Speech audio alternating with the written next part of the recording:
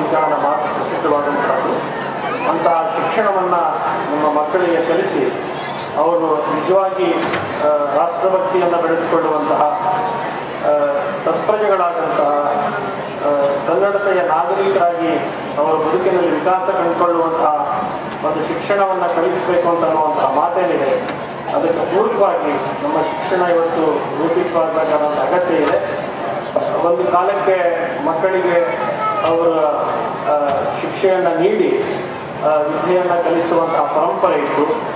ಇವತ್ತು ಶಿಕ್ಷಕರು ಕೂಡ ಒಂದು ಅರ್ಥದಲ್ಲಿ ಭಯದ ವಾತಾವರಣದಲ್ಲಿ ಮಕ್ಕಳಿಗೆ ಶಿಕ್ಷಣವನ್ನು ಪೋಷಕರಲ್ಲಿ ದೂರ ತರ್ತಾರೆ ಮತ್ತು ಮಗುವಿಗೆ ದೂರ ಕೊಡುವ ಇತ್ಯಾದಿ ಒಂದು ರೀತಿಯ ಭಯದ ವಾತಾವರಣದಲ್ಲಿ ಬರುವಂತಹ ಸಂದರ್ಭದಲ್ಲಿ ನಾವಿದ್ದೇವೆ.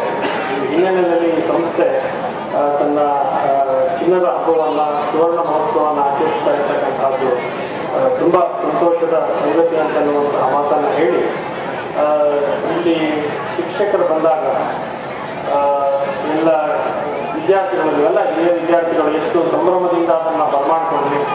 ನಿಮ್ಗೆ ಅವ್ರ ಮೇಲೆ ಸ್ಟೇಜಿಗೆ ಬಂದಾಗ ಸಂತೋಷ ಆಯಿತು ಅಂತ ಅನ್ನೋದನ್ನು ನಾನು ಚಪ್ಪಾಳೆ ಮುಖಾಂತರ ಉದ್ಗಾರದ ಮುಖಾಂತರ ವಿಶೇಷವಾಗಿ ಸುಮತಿಯವರು ಮತ್ತು ಪಂಕಜ ಟೀಚರ್ಸ್ ಬಂದಾಗ ಅವ್ರ ಜೊತೆಯಲ್ಲಿ ಶಿಕ್ಷಕರೆಲ್ಲ ಬಂದಾಗ ಅನೇಕ ಹಿರಿಯ ವಿದ್ಯಾರ್ಥಿಗಳು ಈಗ ಬೇರೆ ಬೇರೆ ವೃತ್ತಿಯನ್ನು ಅವಲಂಬಿಸಿರೋರು ಮೈಸೂರು, ಮುಂಬೈ, ಚೆನ್ನೈ, ಅಮೆರಿಕ ಇತ್ಯಾದಿ ಕಡೆ ನೆಲೆಸಿರ್ತಕ್ಕಂಥವ್ರು ಅನೇಕ ಲೇಖನಗಳನ್ನು ಕೊಟ್ಟಿದ್ದಾರೆ. ಅದರಲ್ಲಿ ಒಂದು ಘಟನೆಯನ್ನು ಅವರು ನೆನಪಿಸ್ಕೊಂಡಿಲ್ಲ. ಶಾಲೆಯಲ್ಲಿ ಮಕ್ಕಳನ್ನು ಮನೆಯಿಂದ ಶಾಲೆಗೆ ಕರ್ಕೊಂಡು ಬರ್ತಿದ್ದಂಥ ಒಬ್ಬ ಆಯ ನಂಜಮ್ಮ ಅನ್ನೋರು ಕೂಡ ನೆನಪು ಮಾಡ್ಕೊಂಡಿದ್ದಾರೆ. ಅವರು ಏನು ಬಂದಿದ್ದಾರೆ ಅಂತಂದರೆ, ಪ್ರತಿ ದಿವಸ ಶಾಲೆಗೆ ಹೋಗುವಾಗ ನಾವು ಮನೆಯಲ್ಲಿ ಬ್ಯಾಗನ್ನು ನೆನಪು ಮಾಡ್ಕೊಳ್ಬೇಕು ಅಂತ ನಮ್ಮ ಮಾತಿದೆಯಲ್ಲ, ಹಾಗೆ ಅಂಥವರನ್ನು ಕೂಡ ನೆನಪು ಮಾಡ್ಕೊಳ್ತಕ್ಕಂಥದ್ದು. ಒಂದಕ್ಷರವನ್ನು ಕಲಿಸ್ತವನು ಗುರು ಅಂತನ್ನುವ ಮಾತೇನಿದೆ, ಅದು ಬಹಳ ಮುಖ್ಯವಾದಂತಹದ್ದು. ಮಹಾತ್ಮ ಗಾಂಧೀಜಿಯವರು ಈ ದೇಶದ ಮಹಾನ್ ವ್ಯಕ್ತಿಯಾಗಿ ವಿಕಾಸಗೊಂಡರು. ಅವರು ಮಹಾತ್ಮರಾದರು, ರಾಷ್ಟ್ರಪಿತರಾದರು. ನಮ್ಮಲ್ಲಿ ರಾಷ್ಟ್ರಪತಿಗಳು ಬಹಳ ಜನ ಬರ್ಬೋದು, ಆದರೆ ರಾಷ್ಟ್ರಪಿತ ಒಬ್ಬರೇ ಇರೋ ದೇಶಕ್ಕೆ ಮಹಾತ್ಮ ಗಾಂಧಿಯವರು. ಅಂತಹ ವ್ಯಕ್ತಿ ನಿಮಗೆಲ್ಲ ಗೊತ್ತಿದೆ. ಅವರ ಜೀವನ ಕಥೆಯನ್ನು ಓದಿದಂತಹವ್ರಿಗೆ, ಅವರು ಪೋರ್ಬಂದರ್ನಲ್ಲಿರುವಾಗ 3 ಮಹಡಿಯ ಅಂತಸ್ತಿನ ಮನೆಯಲ್ಲಿದ್ದರು. ಅಲ್ಲಿ ಸಾಮಾನ್ಯವಾಗಿ ಕೆಳ ಅಂತಸ್ತು ಮತ್ತು ಮೊದಲಿನ ಅಂತಸ್ತು ಹೆಚ್ಚು ಉಪಯೋಗ ಮಾಡ್ತಾ ಇದ್ರು. ಮೇಲಿನ ಕೊನೆ ಮಹಡಿಯ ಒಂದು ಕತ್ತಲೆ ಕೋಣೆಯಲ್ಲಿದ್ದಾಗ ಅಲ್ಲಿ ಹೆಚ್ಚು ಉಪಯೋಗ ಪಡ್ತಿಲ್ಲ. ಆದ್ರೆ ಗಾಂಧೀಜಿಯವರು ಮೇಲಿನ ಮೇಲೆ ಗಾಂಧೀಜಿ ಸ್ವತಂತ್ರವನ್ನು ತಂದುಕೊಟ್ಟ ಪ್ರಾರ್ಥನಾ ಸಭೆಗೆ ಹೋಗುವಾಗ ಗುಂಡಿಟ್ಟಾಗ ಹೇಳಿದ್ದು ರಾಮನ ಹೆಸರನ್ನ. ಅಂದ್ರೆ ಅಂತ ಯಾರಿಂದ ವಿದ್ಯೆ ಕಲ್ತ್ವಿ ಅಂತ ಅನ್ನೋದು ಮುಖ್ಯ ಅಲ್ಲ, ಕಲ್ತದ್ದನ್ನ ಜೀವನದಲ್ಲಿ ಹೇಗೆ ಅಳವಡಿಸ್ಕೊಳ್ತೇವೆ ಅಂತ ಅನ್ನೋದು ಬಹಳ ಮುಖ್ಯವಾದಂತಹ ಸಂಗತಿ. ಅಂತಹ ಒಂದು ಭವ್ಯ ಪರಂಪರೆ ಇರುವಂತಹ ದೇಶ ನಮ್ಮದು. ಅಂತಹ ದೇಶದಲ್ಲಿ ಇಂತಹ ಶಾಲೆಯಲ್ಲಿ ನೀವೆಲ್ಲ ಓದಿ ನಿಜವಾದ ಅರ್ಥದಲ್ಲಿ ಕೃತಜ್ಞತೆಯನ್ನು ಸಲ್ಲಿಸುವಂತಹ ಶುಭಾವಸರದಲ್ಲಿ ನೀವೆಲ್ಲ ಇಂತಹ ಕಾರ್ಯಕ್ರಮವನ್ನು ಹಮ್ಮಿಕೊಂಡಿದ್ದೀರಿ. ಇಲ್ಲಿ ಸೋದರಿ ಸಬಸ್ಟಿನವ್ರು ಹೇಳ್ತಾ ಇದ್ರು, ಇಷ್ಟು ಅಚ್ಚುಕಟ್ಟಾಗಿ ವೆಂಕಟನಾಗಪ್ಪ ಶೆಟ್ಟಿ ಮತ್ತು ಅವರೆಲ್ಲ ಮಿತ್ರರೆಲ್ಲ ಈ ಕಾರ್ಯಕ್ರಮವನ್ನು ಯೋಜಿಸಿದ್ದಾರೆ ಅಂದರೆ ಇಲ್ಲಿ ಯಾವುದೇ ಒಂದು ಕನ್ಫ್ಯೂಷನ್ಗೆ ಅವಕಾಶ ಇಲ್ಲ, ಹೆಚ್ಚು ಕಡಿಮೆ ಇಲ್ಲ. ತುಂಬ ವ್ಯವಸ್ಥಿತವಾಗಿ ಸಮಯಕ್ಕೆ ಸರಿಯಾಗಿ ಎಲ್ಲ ಕಾರ್ಯಕ್ರಮವನ್ನು ಏರ್ಪಡಿಸಿದ್ದಾರೆ ಅಂತನ್ನುವ ಅತ್ಯಂತ ಸಂತೋಷದ ಮಾತುಗಳನ್ನು ಹೇಳಿದ್ದಾರೆ. ಇಲ್ಲಿ ಸಂಸದರಾದ ಧ್ರುವನಾರಾಯಣ್ ಬಂದು ಹೋಗಿದ್ದಾರೆ. ಹೆಸರಾಂತ ಲೇಖಕಿಯವರಾದ ಸ್ತ್ರೀಪರವಾದಂತಹ ಸಂಘಟನೆಗಳ ಒಂದು ಮುಂಚೂಣಿಯಲ್ಲಿರ್ತಕ್ಕಂತಹ ಸಮಾಜಶಾಸ್ತ್ರದ ಪ್ರಾಧ್ಯಾಪಕರಾದ ಡಾಕ್ಟರ್ ಇಂದಿಯಾರ ಅವರು ಇಲ್ಲಿ ಅನೇಕ ವಿಚಾರಗಳನ್ನು ಗುರುಗಳು ಮತ್ತು ಶಿಷ್ಯರ ನಡುವಿನ ಇಂದಿನ ಸಾಮಾಜಿಕ ಸಂಬಂಧಗಳ ಬಗ್ಗೆ ಅನೇಕ ವಿಚಾರಗಳನ್ನು ಹೇಳಿದ್ದಾರೆ.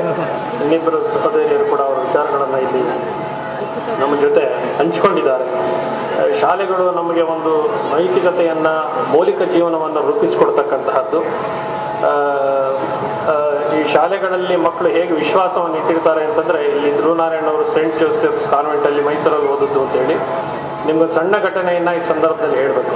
ಶಾಲೆಯಲ್ಲಿ ಅಥವಾ ಹಾಸ್ಟೆಲ್ನಲ್ಲಿ ಓದಂತಹ ಮಕ್ಕಳು ಹೇಗೆ ಸುಸಂಸ್ಕೃತರಾಗಿ ಬೆಳಿಲಿಕ್ಕೆ ಸಾಧ್ಯ ಇರುತ್ತೆ ಅಂತಂದ್ರೆ, ನಮ್ಮ ರಾಜೇಂದ್ರ ಸ್ವಾಮೀಜಿಯವರು ಇರುವಂತಹ ಸಂದರ್ಭದಲ್ಲಿ ನಾವು ಹೇಳ್ತಾ ಇರೋ ಸುಮಾರು 70ರ ದಶಕದ ಒಂದು ಉದಾಹರಣೆ.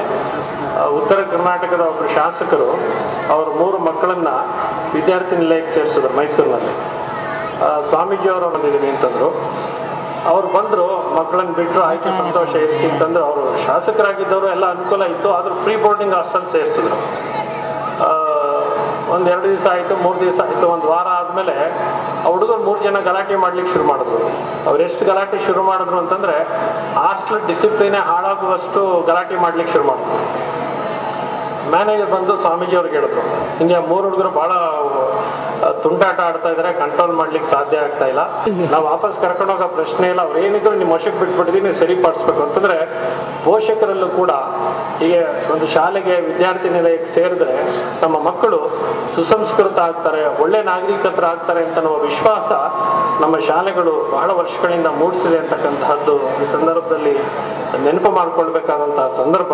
ಅಂತಹ ವಿಶ್ವಾಸ ನಮ್ಮ ಮಕ್ಕಳಲ್ಲಿ ಮೂಡಲಿಕ್ಕೆ ಸಾಧ್ಯ ಇದೆ. ಶಿಕ್ಷಣ ಸಂಸ್ಥೆಗಳು ಅಂತ ಸುಸಂಸ್ಕೃತರನ್ನ, ನಾಗರಿಕರನ್ನ ಬೆಳೆಸಲಿಕ್ಕೆ ಸಾಧ್ಯ ಇದೆ.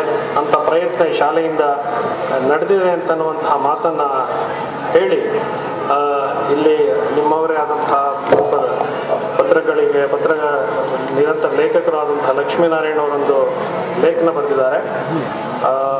ಲೇಖನದಲ್ಲಿ ಅನೇಕ ವಿಚಾರಗಳನ್ನು ಪ್ರಸ್ತಾಪಿಸಿದ್ದಾರೆ. ಅಲ್ಲಿ ನಿಮ್ಗೆ ಹೇಳ್ಬೇಕು ಅಂತಿರೋದೇನು ಅಂತಂದ್ರೆ, ಕೊನೆಯದಾಗಿ ಈ ಶಾಲೆಯ ಈ ಸುವರ್ಣ ಮಹೋತ್ಸವವನ್ನು ಏರ್ಪಡಿಸ್ತಕ್ಕಂಥ ಎಲ್ಲರನ್ನೂ ಕೂಡ ಅಭಿನಂದಿಸಿ ಈ ಶಾಲೆ ಇತ್ಯರ್ಥಶೀಲವಾಗಿ ಬೆಳೀಲಿ, ಅದಕ್ಕೆ ನಿಮ್ಮೆಲ್ಲರ ಸಹಕಾರ ಇರಲಿ ಅಂತ ನಾವು ಆಶಯವನ್ನು ವ್ಯಕ್ತ ಮಾಡಿ ಲಕ್ಷ್ಮೀನಾರಾಯಣ ಒಂದು ಮಾತು ಬರೆದಿದ್ದಾರೆ.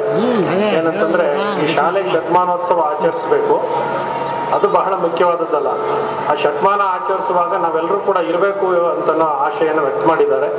ಅವರ ಆಶೆಯಂತೆ ಭಗವಂತ ಈ ಶಾಲೆ ಎಲ್ಲ ಹಿರಿಯ ವಿದ್ಯಾರ್ಥಿಗಳಿಗೂ ಶತಮಾನ ಆಚರಿಸುವ ಸಂದರ್ಭದಲ್ಲೂ ಹೀಗೆ ಇದ್ದು ಸಂತೋಷದಿಂದ ಆಚರಿಸುವಂತ ಅವಕಾಶವನ್ನ ಕಲ್ಪಿಸಿಕೊಡ್ಲಿ.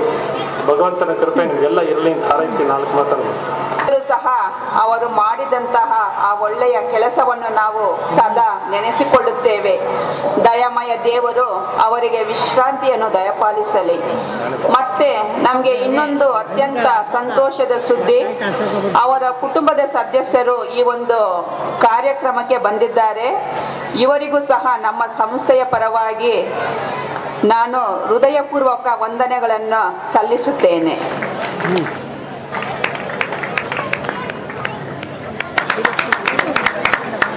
Yep.